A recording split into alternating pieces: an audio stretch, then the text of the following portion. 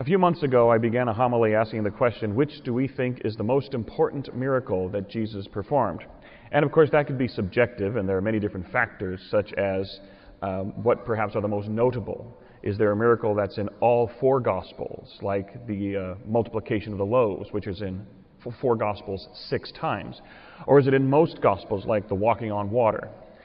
Some might be notable because they only appear in one Gospel.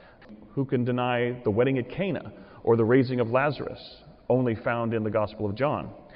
But another more notable miracle is the great catch of fish, which we see twice, so only in half of the Gospel, Luke and John. And what's notable in each is they place the miracle in a different location in their Gospel. John places it at the very end of the Gospel and associates it with the resurrection of Jesus. Luke places it toward the beginning of his Gospel and associates the miracle with the call of the first disciples. But what's notable about both, whether it's John at the end or Luke toward the beginning, is both of them are intricately connected, specifically with the call of Peter. At the end of John, following the miracle of the great catch of fish, he takes Peter aside and asks him those 3 questions. Peter, do you love me more than these?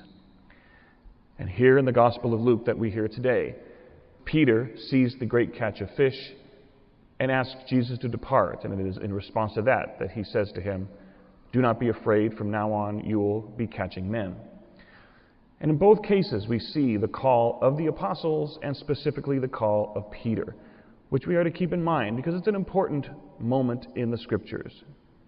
Because we see in that the beginning of the leadership of our church, with all its ups and downs, with all its shortcomings, with all its personalities, Peter and the apostles called in a special way through the miracle of the catch of fish, which is symbolic of the great catch of the church, the great catch of disciples, that these men would eventually have, starting with that first day of Pentecost. And we're to continue to pray for their successors, specifically the successor to Peter, our Holy Father, who continues that task of fishing for souls, fishing to be catchers of men and women for Christ, and the successors to the apostles, our bishops, specifically our apostolic leader here in San Francisco, Salvatore Cordileone, and his assistant, Bishop Christian, a pretty good name for a bishop, which we have right here in San Francisco, and of course the retired bishops, Bishop Wang, Bishop Justice, and even Bishop Walsh, who is from this archdiocese, but is the retired Bishop of Santa Rosa, who resides in this archdiocese, and our former Archbishop, Cardinal Leveda. These successors of the apostles, these men who were first commissioned in that. But also a thing to note is what we see in the Gospel today, as well as the first reading, and hinted at in the second, the call of Peter, the call of Isaiah, the call of St. Paul. All of them received calls from God as a result of a very, very profound experience of God. Isaiah had the great vision in the temple. Peter had his experience of the great catch of fish. Paul had his experience that he speaks of on the road to Damascus, acknowledging in the second reading today that he's the least of the apostles because he persecuted the church, but because of that profound experience on the road to Damascus, told in very dramatic fashions of him being knocked to the ground by a great light and hearing the voice of Jesus, Saul, Saul, why are you persecuting me?